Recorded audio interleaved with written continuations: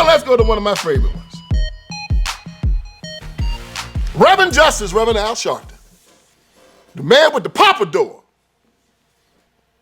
Like I said again, if you want to see the contempt black liberals have for black America, you just put on MSNBC and look at Al Sharpton and Joy Reid. Al Sharpton still got a conch in his hair, and the conch went out of style when David Ruffin left the Temptations in 1967. He still got a James Brown hairstyle. That's what y'all sick he is. So, a lot of y'all don't remember Al Sharpton like I do. Al used to be real fat. I mean, just nasty fat. And he had that James Brown hairstyle, and he used to wear jogging suits and all kind of jewelry. He was just a horrible individual. He hadn't changed. So in New York City, when he first heard about Al Sharpton, this little black girl by the name of Tawana Brawley.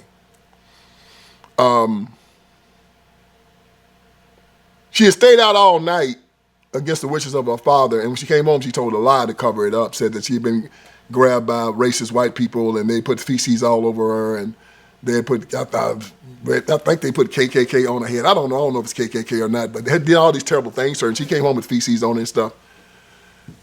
Of course, the parents went to the police, and Al Sharpton got wind of it. Brawley attracted a team of activists to her side. The Reverend Al Sharpton, C. Vernon Mason, and Alton Maddox were well known in the press, having recently focused attention on another racially charged case, the killing of a black youth who was fleeing a white mob in Howard Beach, Queens. New York State is now the capital of racial violence.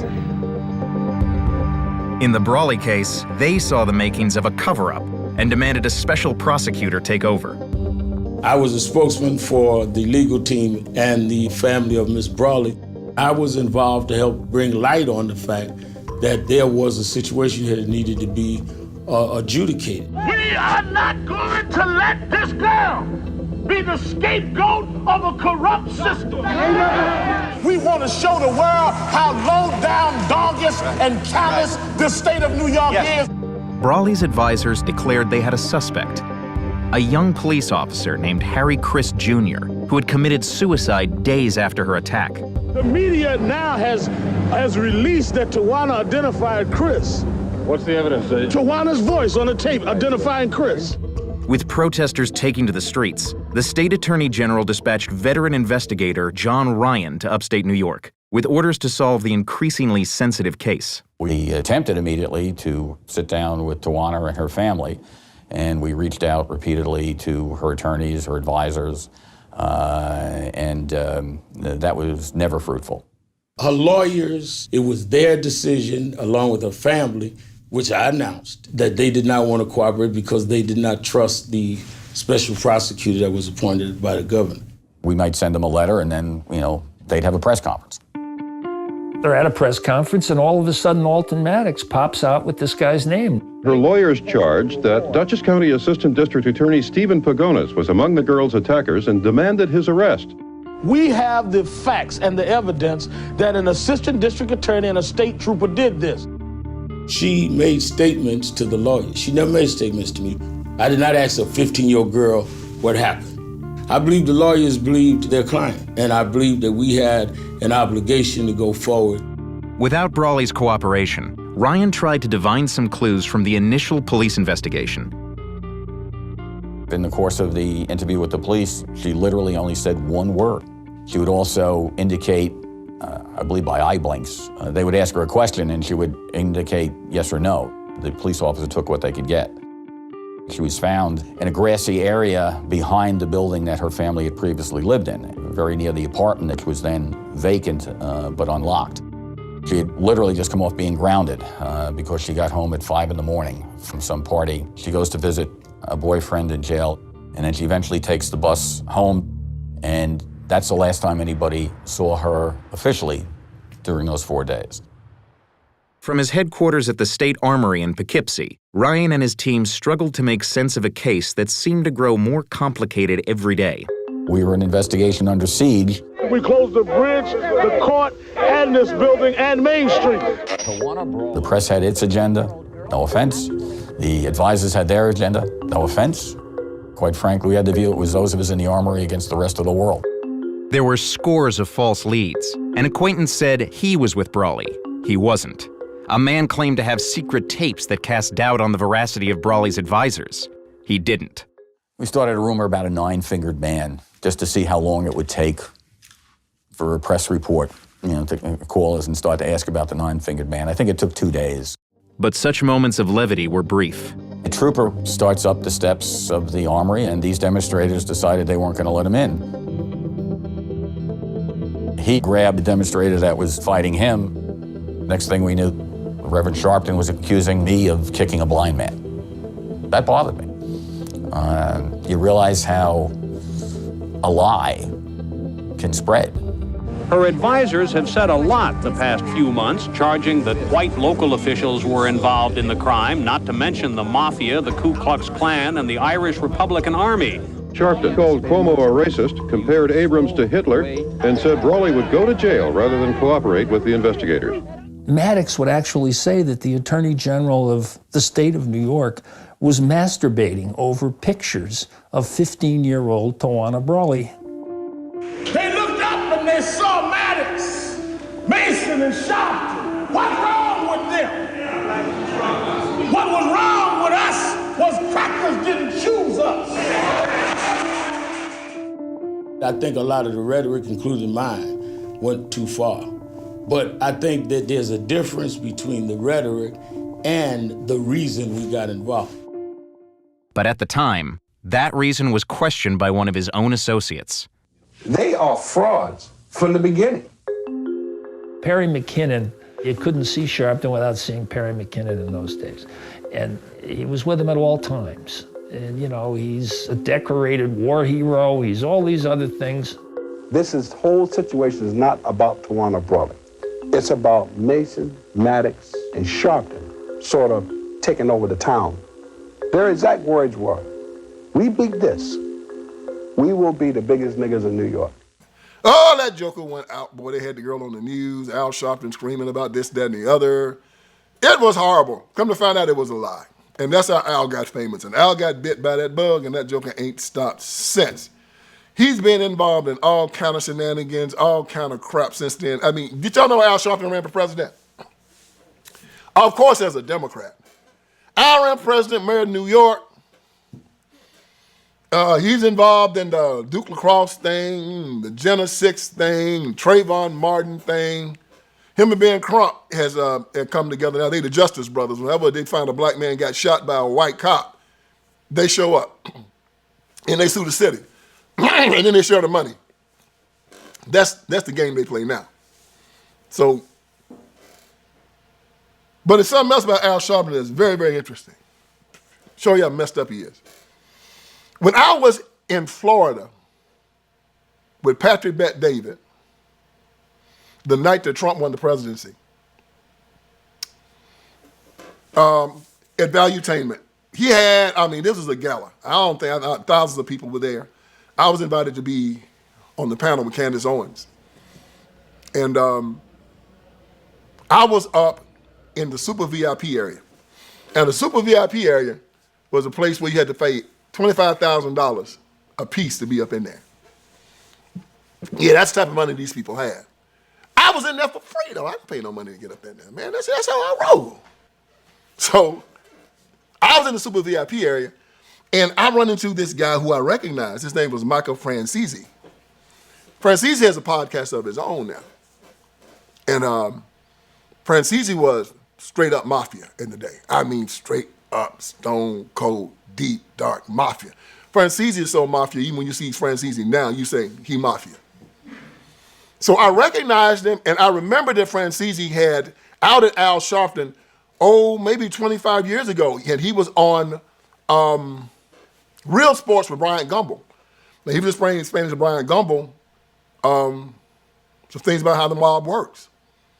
And he told Brian Gumbel that Al Sharpton had worked for the mob. The Smoking Gun website is reporting that the Reverend Al Sharpton, a.k.a. President Obama's #1 cheerleader, that he worked as an FBI informant spying on New York mob figures back in the 1980s. Now, the report, which was featured on the cover of today's New York Post, said Sharpton secretly recorded conversations that he had with the mob Earlier today, he responded to those allegations during a press conference. Take a look. I was not and am not a rat, because I wasn't with the rats. I was never told I was an informant with a number. So in my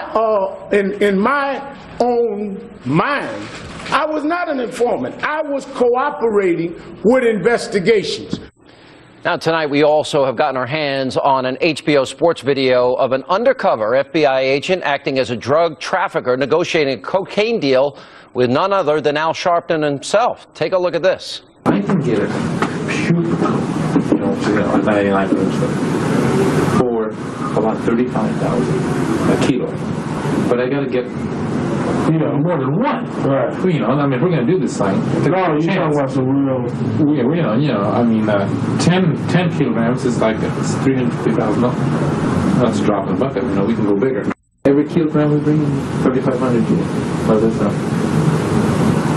So if we bring in 10, you make $35,000. But that's check the pocket. He can. What he's going to do, he'll do what he must do.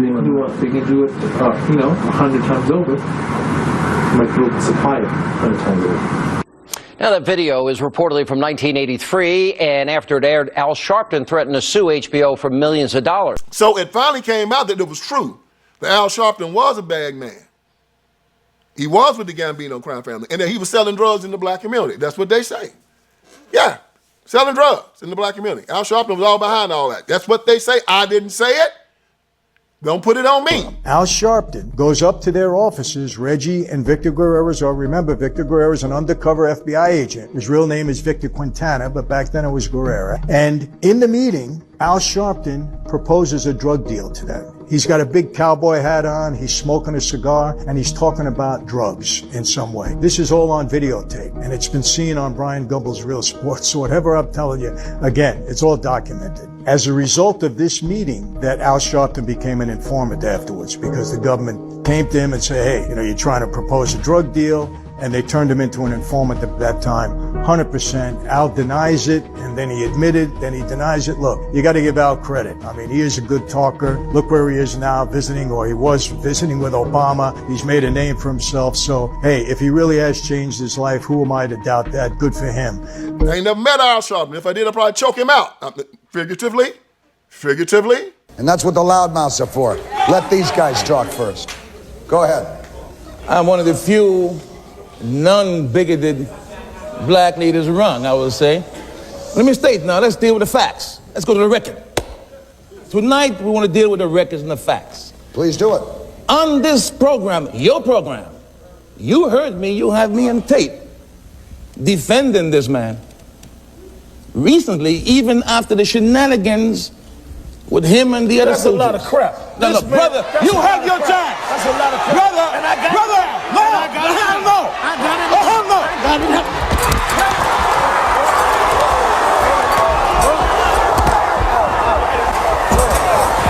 it. So I don't know. That's what Michael Francese said. So I walked up to Mr. Francese. I said, Mr. Francese, good to meet you. He said, hey, young man, and we started talking. I told him about the thing. He said, oh, man. He said, you remember that? I said, yeah. He said, boy, Sharpton was no good. He said, that guy was in, and he was selling drugs, and he said, man, I tell you what, man, we exchanged numbers. He said, I'm going to get you on my show, and we're going to talk about it, because your community needs to know about how terrible this guy is. I said, Mr. Francese, you going to get in trouble? Francis said, I ain't scared of, I ain't scared of, yes. That's okay. And he just told me Sharpton was no good. Never have been. Always sold your people out. I believe it to be true because of his past and what he continues to do. Just recently, Al found out that he gave an interview to Kamala Harris. Everybody thought it was a legit interview. You just wanted to talk to him. No, come to find out, she had to give him $500,000 to his organization. He got paid for it. That's who he is. The menthol cigarette people, they found out that menthol cigarettes are killing black people. Well, that menthol cigarettes made the addiction to nicotine much more prevalent, and that black people who smoked mostly smoked menthol cigarettes. And the FDA wanted to ban menthol cigarettes. And Joe Biden was supposed to sign the executive order getting it done. And of course, the tobacco manufacturers didn't want to do that. So guess who they called? They called Al Sharpton. The Surgeon General said that if we ban these menthol cigarettes, we're going to save 300 to 600,000 black lives in the next few years. 300 to 600,000. So Al Sharpton didn't want people to know that he was working for the tobacco industry, so he hired Eric Garner and George Floyd's brother to go into the black community, do the dirty work for him. He paid them under the table. And Joe Biden didn't sign it. So he could have saved 300,000 to 600,000 black lives. And chose not to because they gave him money. So I guess black lives don't matter when it comes to menthol cigarettes. And so when somebody asks Al, you know, you getting paid to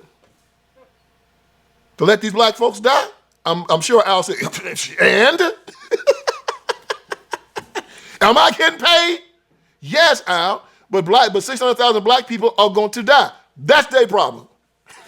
That's black leadership, y'all. Give it a hand. Al Sharpton, go Al, go Al, go Al. All right, friends, VinceEverettEllison is here. I want you to go to my website, and on my website, you're going to see a lot of great stuff, man. You're going to see that we got t-shirts, we got caps, you got my books, my documentaries, you got all kinds of stuff on VinceSpeaksTruth.com. Go there. We're dropping new t-shirts, we're dropping new merchandise. My new book, The End of Tolerance, is there. The End of Tolerance. Make sure you get it, make it #1. If you got my first 3, get The End of Tolerance. It's just as good. And it's telling us we have to end our tolerance with these leftists, these Democrats. We can no longer allow them to sexually groom our children. We can no longer allow them to castrate little boys and call them little girls, run God out of the public square, take away our guns, take away our sovereignty. No longer allow it. So go on VinceSpeaksTruth.com. That is VinceSpeaksTruth.com. Hit merchandise. You'll see the t-shirts. You'll see the caps. You'll see the books. You'll see the documentaries. You'll see it all. And let's keep this ball rolling. God bless you.